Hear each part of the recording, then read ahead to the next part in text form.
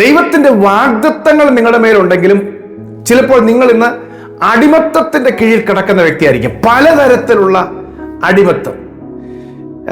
ഇന്ന് പരിശുദ്ധാത്മാവ് തരുന്ന ഒരു ആലോചന, ദൈവം നിങ്ങളുടെ വാഗ്ദത്തം നിങ്ങളിൽ നിറവേറാൻ തുടങ്ങുന്നതിന്റെ ആദ്യത്തെ പടി നിങ്ങളുടെ അടിമത്തത്തിന്റെ പേര് ദൈവം മാറ്റും. ആദ്യമായി ദൈവം ആ പേരും അഡ്രസ്സും മാറ്റി കഴിഞ്ഞിട്ടാണ് അടുത്ത ദൈവിക പദ്ധതി വാഗ്ദത്തങ്ങൾ നിറവേറ്റി തരുന്നത്. ഇന്ന് കർത്താവ് എനിക്ക് നൽകിയ വചനം യാക്കോബിന്റെ ജീവിതത്തിൽ ദൈവം കൊടുത്ത ഒരു ടേണിംഗ് പോയിന്റിന്റെ സമയം എന്താണ് സംഭവിച്ചെന്നുള്ളതാണ്. അതിനുവേണ്ടി പരിശുദ്ധാത്മാവ് നൽകിയ വചനം ഇതാണ്. ഉൽപ്പത്തി പുസ്തകം 32 അധ്യായം 28 വാക്യമാണ്. യാക്കോബ്, ഇസഹാക്കിന്റെ മകനായി യാക്കോബ് ഒത്തിരി വാഗ്ദത്തമുള്ളവനായിരുന്നു. വിലയ്ക്ക് വാങ്ങിയായിരുന്നു. അനുഗ്രഹങ്ങൾ വിലയ്ക്ക് വാങ്ങുകയും അപ്പന്റെ അനുഗ്രഹങ്ങൾ പ്രാപിക്കുകയും ഒക്കെ ചെയ്ത വളരെ കഠിനാധ്വാനിയായ ഒരു മനുഷ്യൻ. തന്റെ അമ്മയുടെ സഹോദരന്റെ ഭവനത്തിൽ 20 വർഷമാണ് അദ്ദേഹം കഠിനാധ്വാനം ചെയ്തത്. 20 വർഷം. അപ്പൊ 20 വർഷം കൊണ്ട് ആ വീട്ടിൽ വലിയൊരു സമ്പത്തൊക്കെ ഉണ്ടാക്കി കൊടുത്ത ഒരു മനുഷ്യന് 20 വർഷം കഴിഞ്ഞു. അപ്പൊ 20 വർഷം അമ്മാച്ചന്റെ വീട്ടിലാണ് താമസിക്കുന്നെങ്കിലും ഒരു ദാസനെ പോലെയോ അല്ലെങ്കിൽ ഒരു സൂപ്പർവൈസറെ പോലെയൊക്കെ ഉള്ള ജീവിതമാണ്. ഒരുതരം അടിമത്തം പോലെ 20 വർഷം കഴിയേണ്ടി വന്നു. എന്നാൽ 20 വർഷം കഴിഞ്ഞിട്ട് അദ്ദേഹം തിരിച്ച് തന്റെ അപ്പന്റെ ഭവനത്തിലേക്ക് വരുന്ന സമയത്ത് യാബോക്ക് കടവിന്റെ അടുക്കൽ വെച്ച് അവന് തനിക്കുള്ള സകലത്തെയും ആ കടവിന്റെ അക്കരെ കടത്തി, തൻ്റെ ഭാര്യമാര്, മക്കള്, സമ്പത്തെല്ലാം അക്കരെ കടത്തിട്ട് ഇക്കരെ ഒന്ന് പ്രാർത്ഥിക്കുക. അവിടെ ഒന്ന് പ്രാർത്ഥിക്കുമ്പോൾ ദൈവത്തിന്റെ ദൂതൻ അവന്റെ അടുക്കിലേക്ക് വന്നിട്ട് അവനുമായിട്ടൊരു മൽപ്പിടുത്തം നടത്തുകയാണ്. പ്രഭാതമാകുവോളം മൽപ്പിടുത്തം നടത്തുന്ന സമയത്ത് ദൈവത്തിന്റെ ദൂതൻ അവനോട് പറഞ്ഞൊരു വാക്ക്, നിന്റെ പേരെന്ത്? അവൻ പറഞ്ഞു യാക്കോബ് എന്ന് പറഞ്ഞു. 28 വാക്യം, 32-28 വാക്യം. നീ ദൈവത്തോടും മനുഷ്യരോടും മല്ല് പിടിച്ച് ജയിച്ചത് കൊണ്ട് നിന്റെ പേരിന് യാക്കോബ് എന്നല്ല ഇസ്രായേൽ എന്ന് വിളിക്കപ്പെടുമെന്ന് പറഞ്ഞു. ഹല്ലേലൂയ. കർത്താവ് നൽകിയ ആലോചന ഇതാണ്. ഇവൻ വലിയ ഒരു ദൈവിക പദ്ധതി ഉള്ളവനാ. ദൈവിക എന്ന് പറഞ്ഞാൽ അബ്രഹാമിന് ദൈവം കൊടുത്ത അനുഗ്രഹം, വാഗ്ദത്തങ്ങളെല്ലാം യാക്കോബിലൂടെ നിറവേറേണ്ടതാ.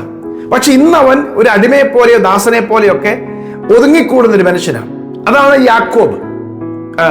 യാക്കോബ്. 20 വർഷമായി ലാബാന്റെ ഭവനത്തിലെ ഒരു ദാസൻ എന്നുള്ള പോസ്റ്റാണ്. എന്നാൽ ദൈവം പറഞ്ഞ വാക്കുകൾ അവനിൽ നിറവേറേണ്ടതിന് വേണ്ടി യാബോക്ക് കടവിന്റെ അവിടെ വന്നപ്പോൾ, നീ അടുത്ത ഈ കടവ് കടന്ന് അക്കരെ പോകുമ്പോൾ നിനക്ക് ദൈവം നൽകിയ അവകാശം എന്താ, അനുഗ്രഹം എന്താ, ഉയർച്ച എന്താ എന്ന് നീ കാണുന്നതിന്റെ തുടക്കമായിട്ട് ഞാൻ നിന്റെ പേര് മാറ്റാൻ പോവുകയാണെന്ന് ദൈവം പറയുക. ഹല്ലേലൂയ. എന്ന് പറഞ്ഞാൽ അടുത്ത ഭാഗത്ത് പറയുന്നത് അവന്റെ പേരിന്റെ അർത്ഥം ഉപായി എന്നോ അല്ലെങ്കിൽ സാധാരണക്കാരനായ ഒരു മനുഷ്യൻ എന്നുള്ള അർത്ഥം മാത്രമേ അവന്റെ പേരിലുള്ളൂ. പക്ഷേ ആ കടവിന്റെ അടുക്കൽ വെച്ച് ദൈവത്തിന്റെ ദൂതൻ ഇറങ്ങി വന്നിട്ട് അവനുമായി സംസാരിച്ചു, അല്ലെ അവനുമായി മൽപ്പിടുത്തമൊക്കെ നടത്തി കഴിഞ്ഞപ്പോൾ ഒടുവിൽ പറയാണ്, നിന്റെ പേര് ഇപ്പോൾ ഞാൻ മാറ്റാൻ പോവുകയാണ്. ഇന്നു മുതൽ നിന്റെ പേര് യാക്കോബ് എന്നല്ല ഇസ്രായേൽ എന്നാകും. അപ്പൊ ആ വാക്കിന്റെ അർത്ഥം ദൈവത്തിന്റെ പ്രഭു എന്നാണ്. പ്രിൻസ് ഓഫ് ഗോഡ്, ദൈവത്തിന്റെ പ്രഭു, ദൈവം പ്രഭു ആക്കിയവൻ. ആമേൻ. ഇന്നലെ വരെ അവൻ ദാസനായിട്ട് നിൽക്കുകയാണ് ലാബാന്റെ വീട്ടിൽ. ഭയപ്പെട്ട് കഴിയുകയാണ് ഏശാവിനെയും മറ്റുള്ളവരെയും. ഒരു ഭാഗത്ത് ലാബാനെ ഭയപ്പെടുന്നു, മുൻഭാഗത്ത് ഏശാവിനെ ഭയപ്പെടുന്നു. ഭയപ്പെട്ട് കഴിയുന്നവൻ, ദാസനായി കഴിയേണ്ടി വന്നവൻ, അവന് ദൈവം ഇറങ്ങി വന്നിട്ട് ഒരു പേരുമാറ്റം കൊടുക്കുകയാണ്. നിന്റെ പേര് നീ യാക്കോബ് എന്നല്ല ഇസ്രായേൽ, നീ ദൈവത്തിന്റെ പ്രഭുവാണ്. ആ പേരവന് കിട്ടുകയും ദൈവം അവന്റെ സ്ഥിതിക്ക് വലിയ മാറ്റം വരുത്തുകയും ചെയ്തു. ഹല്ലേലൂയ. ആ പേരിലൂടെ പിന്നീട് യാക്കോബ് കടവ് കടന്ന് ഇപ്പുറ വന്നപ്പോൾ അവന് ശത്രുവായിരുന്ന അവന്റെ അമ്മായപ്പൻ പിൻവാങ്ങിപ്പോയി. അവന്റെ ശത്രുവായിരുന്ന ഏശാവ് അവന് അനുകൂലമായി മാറി. പിന്നീട് ആ ദേശത്ത് അവൻ പ്രഭുവായി വാഴുകയായിരുന്നു. അവനും അവന്റെ 12 മക്കളും ആ ദേശത്തെ പ്രഭുക്കന്മാരെ പോലെ വാണു. ഹല്ലേലൂയ. പ്രിയമുള്ളവരെ, ഇത് യാക്കോബിന്റെ മാത്രം വാഗ്ദത്തമോ വിഷയമോ അല്ല, നിങ്ങളുടെയും എന്റെയും വിഷയമാണ്. എന്താ പരിശുദ്ധൻ പറയുന്നറിയാമോ? പ്രാർത്ഥിക്കുന്നുണ്ട്, ഉപവസിക്കുന്നുണ്ട്, ദൈവശബ്ദം കേൾക്കുന്നുണ്ട്, നാളുകളായി ലാബാന്റെ വീട്ടിൽ കഴിയുന്നത് പോലെ വർഷങ്ങളായിട്ട്. എന്നാൽ അത്യാവശ്യം കാര്യങ്ങളൊക്കെ നടക്കുന്നുണ്ട്. വിവാഹം, കുഞ്ഞുങ്ങള്, ആടുമാടുകള്, സ്വത്ത്, സൂപ്പർവൈസറുടെ പദവി, ഇതെല്ലാം ഉണ്ടെങ്കിലും ദൈവത്തിന്റെ പദ്ധതി ഇതൊന്നും കൂടെ നിൽക്കുന്നതല്ല. ആ വിളി അനുസരിച്ച് നീ ദൈവത്തിന്റെ പ്രഭുവായി മാറേണ്ടതാ. നീ ദൈവം പ്രഭുവാക്കിയ ഒരു വ്യക്തിയായി ദേശത്ത് നിൽക്കേണ്ടവനാണ്. അതുകൊണ്ട് ദൈവം ഇവിടെ വെച്ച് നിന്റെ സ്ഥിതി മാറ്റി, ഇവിടെ വെച്ച് നിന്റെ പേര് മാറ്റി. ഇന്ന് വിശ്വസിക്കുക, ഈ ദൂത് നിങ്ങൾ കേൾക്കണം എന്ന് ദൈവം ആഗ്രഹിച്ചിട്ടുണ്ടെങ്കിൽ, നിങ്ങളുടെ കാതുകൾ ദൈവം ഈ ദൂത് എത്തിച്ചിട്ടുണ്ടെങ്കിൽ, ഇന്ന് ദൈവം ഈ ഏപ്രിൽ മാസത്തിന്റെ 2-ാം ദിവസം ദൈവം നിങ്ങളുടെ പേരിന്റെ തുടക്കം മാറ്റാൻ പോകുകയാണ്. യേശുവിന്റെ നാമത്തിൽ എന്ന് പറഞ്ഞു കഴിഞ്ഞാൽ നിങ്ങളെ അഡ്രസ്സ് മാറ്റുക. നിങ്ങളെക്കുറിച്ച് വിളിപ്പേരുള്ള, നിങ്ങളെ പണ്ടറിയാവുന്ന സ്ഥലത്തുണ്ടായിരുന്ന ആ പേരിനകത്ത് ചേഞ്ച് വരുത്തി, അതിനോട് ചേർത്ത് ചിലത്, അല്ലെങ്കിൽ അതിനെ ഒന്ന് മാറ്റിയിട്ട് പുതിയ അഡ്രസ്സ് നൽകി. ഇവനുമുണ്ടോ പ്രവാചക ഗണത്തിൽ നിന്ന് ശൗലിനെ കുറിച്ച് പറഞ്ഞതുപോലെ ദൈവം ശൗലിനെ പൗലോസാക്കി മാറ്റിയതുപോലെ നിങ്ങളുടെ ജീവിതത്തിൽ വലിയ മാറ്റങ്ങൾ വരുത്താൻ പോകുക. യേശുവിനെ പത്രോസ് കണ്ടെത്തുമ്പോൾ, അല്ല പത്രോസ് യേശുവിന്റെ അടുക്കിലേക്ക് എത്തിച്ചേരുമ്പോൾ, അവന്റെ പേര്, നിന്റെ പേരെന്താ? എന്റെ പേര് ശിമോൻ എന്നാണ്. അവനോട് പറഞ്ഞല്ല, നിന്റെ പേര് കേഫ എന്നാകും. നോക്കിക്കോണം, യോഹന്നാന്റെ സുവിശേഷം 1-ാം അധ്യായത്തിന്റെ 30 മുതലുള്ള വാക്യങ്ങളിൽ കാണുന്ന ഭാഗമാണ്. നിന്റെ പേരെന്താ? എന്റെ പേര് ശിമോൻ. ശിമോൻ അല്ല, നിന്റെ പേരിനി അങ്ങനെയല്ല, നിന്റെ പേരിനി കേഫ എന്നാകും. ഓ ഹല്ലേലൂയ, ആമേൻ. പാറക്കഷ്ണം എന്നാകും. പേര് മാറ്റി കൊടുക്കുകയാണ്. ആദ്യമേ പേര് മാറ്റുന്നു. ആ പേര് മാറ്റലിലൂടെയാണ് അടുത്ത മുഴുവൻ കാര്യങ്ങളും നടക്കാൻ പോകുന്നത്. അതെ, നിങ്ങളുടെ ജീവിതത്തിലും ദൈവം അത് ചെയ്യട്ടെ, യേശുവിന്റെ നാമത്തിൽ. ഹല്ലേലൂയ. ഒരു പേരുമാറ്റത്തിലൂടെ ഒരു ദൈവപ്രവൃത്തി വെളിപ്പെടുത്തും. അതിന്റെ തുടക്കം അതാ. ഹല്ലേലൂയ.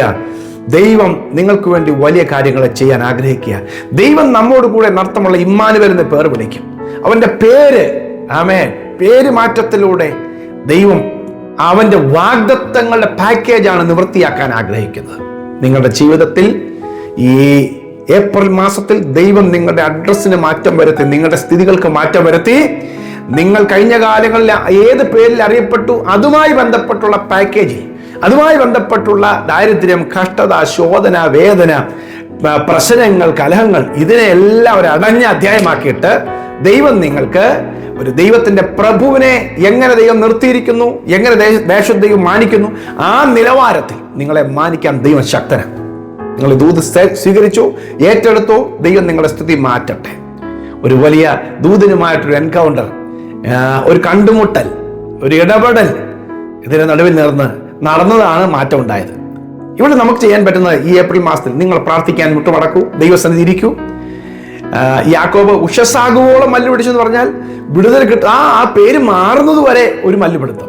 പേര് മാറ്റാൻ വേണ്ടിയല്ല, പക്ഷെ എന്തോ പ്രാർത്ഥന, ഒറ്റ പ്രാർത്ഥനയുള്ളൂ, നീ എന്നെ നിശ്ചയമായി അനുഗ്രഹിക്കണം, നീ അനുഗ്രഹിക്കാതെ ഞാൻ നിന്നെ വിടുകയില്ല.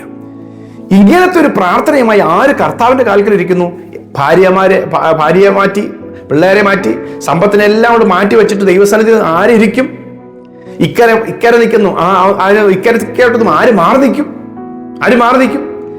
ഏപ്രിൽ അങ്ങനെ മാറിയിരിക്കുന്ന ഒന്ന് പ്രാർത്ഥിക്കാനും ദൈവാനുഗ്രഹത്തിന് വേണ്ടി ചോദിക്കാനും തയ്യാറുള്ളവനെ ദൈവം വാഗ്ദത്തത്തിന്റെ പ്രഭുവാക്കും. യേശുവിന്റെ നാമത്തിൽ ഈ ദൂത് നിങ്ങൾ ഏറ്റെടുത്തോ. അങ്ങനെ ഒരു ദൈവപ്രവൃത്തിയുടെ എൻകൗണ്ടർ, ഒരു കണ്ടുമുട്ടൽ നടക്കാൻ പോകുകയാണ്. അത് നിങ്ങൾ സ്വീകരിക്കാൻ തയ്യാറാണെങ്കിൽ നിങ്ങൾ പ്രാർത്ഥിക്കാൻ ആരംഭിക്കുക. ദൈവം വലിയ കാര്യങ്ങൾ ചെയ്യാൻ പോകുന്നു. ഞാൻ നിങ്ങളോട് പ്രാർത്ഥിക്കാം, ദൈവം സ്ത്രീകളെ മാറ്റം വരുത്തട്ടെ. പ്രിയ കർത്താവേ, ഞങ്ങൾ ഈ ദൂത് വിശ്വസിക്കുകയാണ്. ഞങ്ങളുടെ പറ്റുമാനങ്ങളെ, ഞങ്ങളുടെ മനസ്സിനെ പിടിച്ചു വെക്കുന്ന എല്ലാ സാഹചര്യങ്ങളെയും കർത്താവെ മുൻപോട്ടും സൈഡിലോട്ടൊക്കെ മാറ്റി നിർത്തി, കടവിന്റെ ഇക്കരെ നിന്നുകൊണ്ട് യാക്കോബ് മൽപ്പിടുത്തം നടത്തിയതുപോലെ ദൂതനോട് നീ എന്നെ അനുഗ്രഹിച്ചല്ലാതെ ഞാൻ വിടുകയില്ലെന്ന് പറഞ്ഞതുപോലെ ഞങ്ങൾക്ക് അങ്ങയുടെ സന്നിധിയിൽ ഒന്നിരുന്ന് കർത്താവെ ആ വാഗ്ദത്തം പ്രാപിക്കുവാൻ, അനുഗ്രഹം പ്രാപിപ്പാൻ ഞങ്ങളെ സഹായിക്കണം. ഞങ്ങളുടെ അടിമത്തത്തിന്റെ ലേബല് മാറ്റി ഉടമയാക്കുന്ന, പ്രഭുവാക്കുന്ന ദൈവിക ഒരു അഭിഷേകം വ്യാപരിക്കേണ്ടതിനായി പ്രാർത്ഥിക്കുന്നു. യേശുവിന്റെ നാമത്തിൽ ആ ദൈവപ്രവൃത്തി ഈ മക്കളുടെ മേൽ, അവരുടെ തലമുറയുടെ മേൽ വെളിപ്പെടുന്ന മാസമായി മാസം തീരട്ടെ. അത്ഭുതങ്ങൾ സംഭവിക്കട്ടെ. ഞങ്ങളത് സ്വീകരിക്കുകയാണ് യേശുവിൻ നാമത്തിൽ തന്നെ. ആമേൻ, ആമേൻ, ആമേൻ. ഹല്ലേലൂയ. ദൈവം നിങ്ങളെ അനുഗ്രഹിക്കട്ടെ. ഈ സന്ദേശം നിങ്ങൾ കുറെ പേർക്ക് ഷെയർ ചെയ്യണം. God bless you. Have A wonderful day.